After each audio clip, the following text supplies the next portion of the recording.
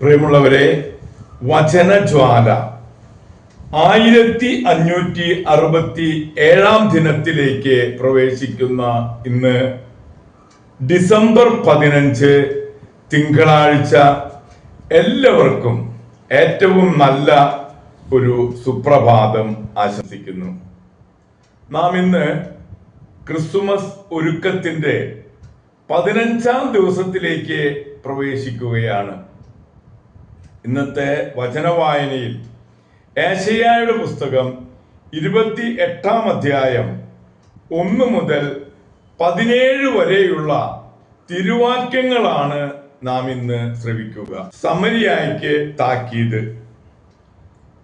എഫ്രായിമിലെ മദ്യപന്മാരുടെ ഗർവിഷ്ഠ കിരീടത്തിനും മതോന്മത്തരുടെ സമ്പന്നമായ താഴ്വരയുടെ ശിരസിൽ അണിഞ്ഞിരിക്കുന്ന മഹത്തായ സൗന്ദര്യത്തിന്റെ വാടിക്കൊഴിയുന്ന പുഷ്പത്തിനും ദുരിതം. ഇതാ കർത്താവിന്റെ കരുത്തനായ യോദ്ധാവ് കന്മഴക്കാറ്റുപോലെ, നാശം വിതയ്ക്കുന്ന കൊടുങ്കാറ്റുപോലെ, കൂലം തകർത്തൊഴുകുന്ന മലവെള്ളം പോലെ ഒരുവൻ. അവൻ അവരെ എഫ്രായിമിലെ നിലത്ത് ഊക്കോടെ വലിച്ചെറിയും. മതോന്മത്തരുടെ കിരീടം നിലത്തിട്ട് ചവിട്ടും.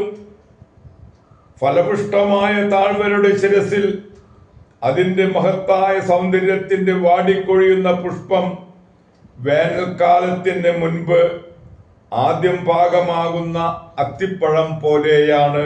അത് കാണുന്നവർ ഉടനെ തന്നെ പറിച്ചു തിന്നുന്നു. അന്ന് സൈന്യങ്ങളുടെ കർത്താവ് മഹത്വത്തിന്റെ മകുടമായിരിക്കും. തന്റെ ജനത്തിൽ അവശേഷിക്കുന്നവർക്ക് അവിടുന്ന് സൗന്ദര്യത്തിന്റെ കിരീടമായിരിക്കും. അവിടുന്ന് ന്യായാധിപനെ നീതിയുടെ ആത്മാവും നഗരകവാടത്തിങ്കൽ നിന്ന് ശത്രുവിനെ തുരത്തുന്നവർക്ക് ശക്തിയും ആയിരിക്കും.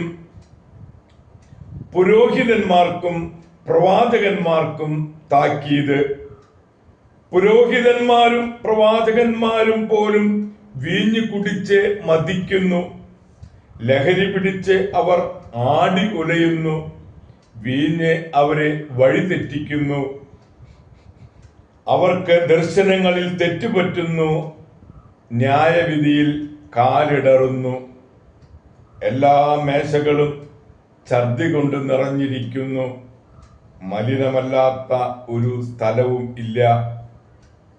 അവർ പറയുന്നു, ആരെയാണ് ഇവൻ പഠിപ്പിക്കുന്നത്? ആർക്ക് വേണ്ടിയാണ്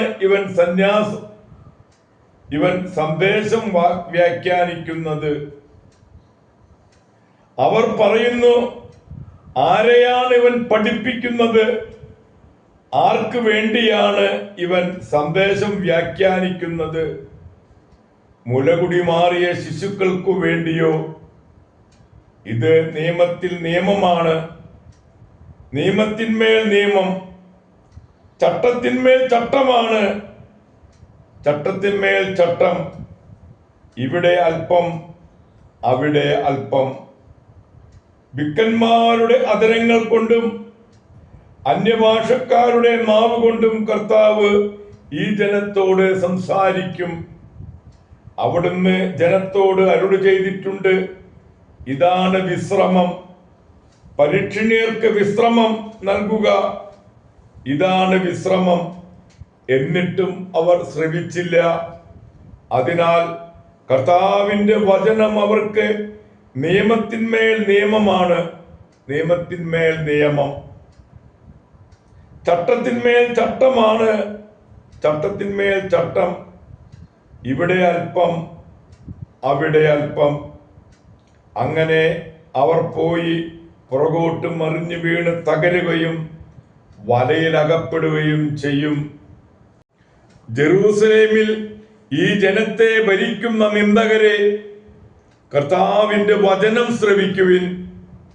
മരണവുമായി ഞങ്ങളൊരു ഉടമ്പടി ഉണ്ടാക്കി, പാതാളവുമായി ഞങ്ങൾക്കൊരു കരാറുണ്ട്. മഹാമാരി പാഞ്ഞു വരുമ്പോൾ അത് ഞങ്ങളെ സ്പർശിക്കുകയില്ല. എന്തെന്നാൽ വ്യാജമാണ് ഞങ്ങളുടെ അഭയം, നുണയാണ് ഞങ്ങളുടെ സങ്കേതം എന്ന് നിങ്ങൾ പറഞ്ഞു. അതിനാൽ ദൈവമായ കർത്താവ് അരുളി ചെയ്യുന്നു, ഇതാ ഞാൻ സിയോനിൽ ഒരു കല്ല്, ശോധന ചെയ്ത കല്ല് അടിസ്ഥാനമായി ഇടുന്നു. വിലയുറ്റ മൂലക്കല്ല് ഉറപ്പുള്ള അടിസ്ഥാനമായി ഇട്ടിരിക്കുന്നു. വിശ്വസിക്കുന്നവൻ ചഞ്ചലചിത്തനാവുകയില്ല. നീതിയെ അളവ് ചരടും ധർമ്മനിഷ്ഠയെ തൂക്കുകട്ടയുമാക്കും. കന്മഴ വ്യാജത്തിന്റെ അഭയസങ്കേതത്തെ തൂത്തെറിയും. പ്രവാഹങ്ങൾ അഭയകേന്ദ്രത്തെ മുക്കിക്കളയും. ദൈവത്തിന്റെ തിരുവചനമാണ് നാം ശ്രവിച്ചത്. പ്രിയമുള്ളവരെ, ആഗോള കത്തോലിക്ക സഭയിൽ ഇന്ന് വിശുദ്ധ മെസ്മിനെ അനുസ്മരിക്കുന്ന പുണ്യസുദിനമാണ്. ഫ്രാൻസിലെ ക്ലോവിസു രാജാവ് ഓർലിൻസിന് സമീപത്തുള്ള മിച്ചി ആശ്രമത്തിന്റെ പ്രഥമ ആബട്ടാണ് മെസ്മിൻ അഥവാ മാക്സിമിനൂസ്. ജനങ്ങൾ രാജാവിനോട് അതൃപ്തി പ്രകടിപ്പിച്ചപ്പോൾ ഒരു വൈദികൻ ജനങ്ങളെ സമാധാനപ്പെടുത്തി. ആ വൈദികനൊപ്പം മെസ്മിനെയും രാജാവ് കൊട്ടാരത്തിലേക്ക് ക്ഷണിച്ചു. ഇവർ മൂവരും കൂടെ ഒരു യാത്ര പോയപ്പോൾ മിച്ചി വിജനമായി കണ്ടപ്പോൾ ആ സ്ഥലം വാങ്ങി ഒരു ആശ്രമം പണിയുകയും 2 കൊല്ലത്തിനകം അവിടുത്തെ വൈദികൻ മരിച്ചപ്പോൾ മെസ്മിൻ ആബട്ടാവുകയും ചെയ്തു. ഇക്കാലത്ത് ഓർലിൻസിൽ ഒരു വലിയ പഞ്ഞമുണ്ടായപ്പോൾ ആശ്രമത്തിൽ നിന്ന് എല്ലാവർക്കും ഗോതമ്പ് കൊടുക്കുകയും അത്ഭുതമെന്ന പോലെ ആ ശേഖരം കുറയാതെ ഇരിക്കുകയും ചെയ്തു. 10 കൊല്ലത്തോളം ആബട്ടായി സേവനം ചെയ്ത് 520 വിശുദ്ധ മെസ്മിൻ ഈ ലോകത്തോട് യാത്ര പറഞ്ഞു. പ്രിയമുള്ളവരെ, ഇന്നു തന്നെ നമ്മൾ വിശുദ്ധ മരിയ ക്രൂസിഫിക്സ ഡിസോസയെയും അനുസ്മരിക്കുന്ന ദിവസമാണ്. സമ്പന്ന കുടുംബത്തിൽ ജനിച്ചെങ്കിലും ചെറുപ്പം മുതൽ ദരിദ്രരോട് അനുകമ്പ കാണിച്ചിരുന്നു. അക്കാലത്ത് നാട്ടിൽ കോളറ തുടങ്ങിയപ്പോൾ ക്രൂസിഫിക്സായും കൂട്ടരും രോഗികളെ ശുശ്രൂഷിക്കാനിറങ്ങി. ഇവരാണ് ഉപവിദാസികൾ. മേരി എന്നായിരുന്നു യഥാർത്ഥ നാമം.